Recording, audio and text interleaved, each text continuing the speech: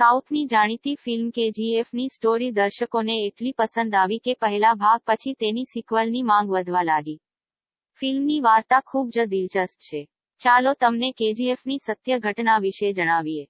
સાઉથની famous film KGF chapter 2 14 એપ્રિલના દિવસે થિયેટર્સમાં રિલીઝ કરવામાં આવી હતી. આ ફિલ્મમાં સાઉથ એક્ટર્સ યશ અને શ્રીનિધિ સાથે બોલિવૂડના એક્ટર સંજય દત્ત અને રવીના ટંડન પણ નજરે પડ્યા હતા. આ ફિલ્મમાં સંજય દત્ત ખૂંખાર અંદાજમાં પડદા પર દેખાણા હતા. સંજય જે એક ખૂંખાર કેરેક્ટર પ્લે કરતા દેખાયો હતો તે કેરેક્ટર કોઈ ફિક્શન એટલે કે કાલ્પનિક નહીં પણ સત્ય ઘટના પર આધારિત છે.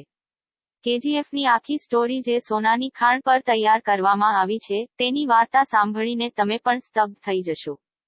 ભારતને એમ જ સોને કી ચીડિયા નહોતું કહેવામાં આવતું.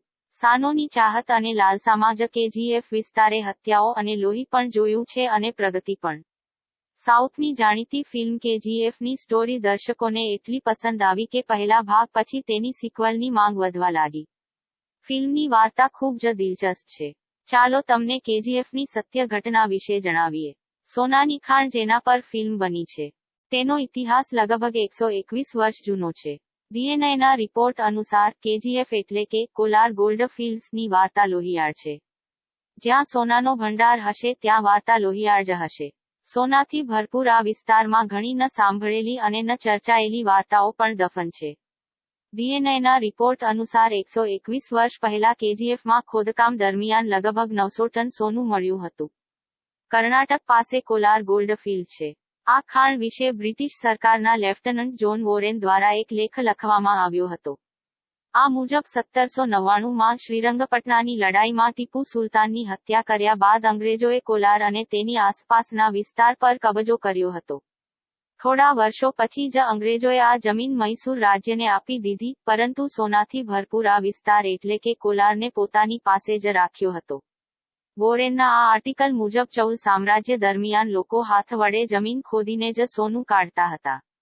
એકવાર વોરેને ગ્રામજનોને સોનું બહાર કાઢવાની લાલચ આપી, ત્યારે ઘણી બધી માટીમાંથી માત્ર થોડા સોનાના કણો જ બહાર આવતા. જ્યારે વાત ન જામી તો આ માટે મોડર્ન ટેકનોલોજીનો ઉપયોગ કરવામાં આવ્યો, છતાં કોઈ ફાયદો થયો નહીં. આને કારણે અનેક મજૂરોએ જીવ ગુમાવ્યા. થાકીને બ્રિટિશ સરકારે ખોદકામ પર પ્રતિબંધ મૂક્યો. અસલમાં સોનું મેળવવું પણ એટલું સરળ નહોતું. વર્ષો પછી વોરનનો આ આર્ટિકલ બ્રિટિશ સૈનિક માઇકલ ફિટ્ઝગેરાલ્ડ લેવેલીએ 1871માં વાંચ્યો અને તેને સોનું મેળવવાનું જનૂન જાગ્યું. તેણે રિસર્ચ કરવાનું શરૂ કર્યું. 1873માં મૈસૂરના મહારાજા પાસેથી ખોદકામ માટે પરવાનગી લેવામાં આવી અને 1875માં ખોદકામ શરૂ થયું. તમે કલ્પના પણ નહીં કરી શકો કે આ કામ કેટલું ભયાનક હતું. તે સમયે રોશની માટે મશાલ અને ફાન્સનો ઉપયોગ થતો હતો. આટલી લાઇટ ખાણ માટે પૂરતી ન હતી, તેથી સૌપ્રથમ તો લેવલીએ અહીં વીજળીની વ્યવસ્થા કરી.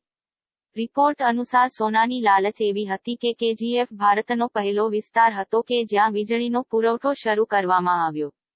મશીનોની મદદથી 95% સોનું 1902માં બહાર આવવા લાગ્યું. ખાણમાં 30,000 મજૂરો કામ કરવા લાગ્યા. લેવલીનો પ્રયોગ સફળ રહ્યો. ખાણમાંનું સોનું હવે હાથ લાગવા માંડ્યું. આઝાદી પછી ભારત સરકારે આ ખાણોનો કબજો લઈ લીધો અને ભારત ગોલ્ડ માઇન્સ લિમિટેડ કંપનીએ તેનું કામ સંભાળવાનું શરૂ કર્યું. શરૂઆતમાં બધું બરાબર હતું, જો કે 80ના દાયકામાં કંપનીની હાલત ખરાબ થવા લાગી અને સ્થિતિ એવી થઈ કે કામદારોને પગાર આપવાના પૈસા નહોતા. 2001 સુધીમાં ખોદકામ બંધ કરવાનો નિર્ણય લેવામાં આવ્યો અને ખોદકામ બંધ થતાં જ કોલાર ગોલ્ડફિલ્ડ ખંડેરમાં ફેરવાઈ ગયું. ઘણા અહેવાલોમાં દાવો કરવામાં આવ્યો છે કે આજે પણ અહીં સોનું મોજૂદ છે. કેજીએફ ભાગ 2માં એક ડાયલોગ છે, જેને સાંભળીને તમે આ વાર્તાની સચ્ચાઈ પર વિશ્વાસ કરવા લાગશો. લોહીથી લખાયેલી વાર્તા છે, શાહીથી નહીં વધે. જો મારે આગળ વધવું હશે, તો હું ફરીથી લોહી માંગીશ. જો બંધ ખાણો ફરીથી ખોદવામાં આવશે, તો તે ફરીથી લોહી માંગશે.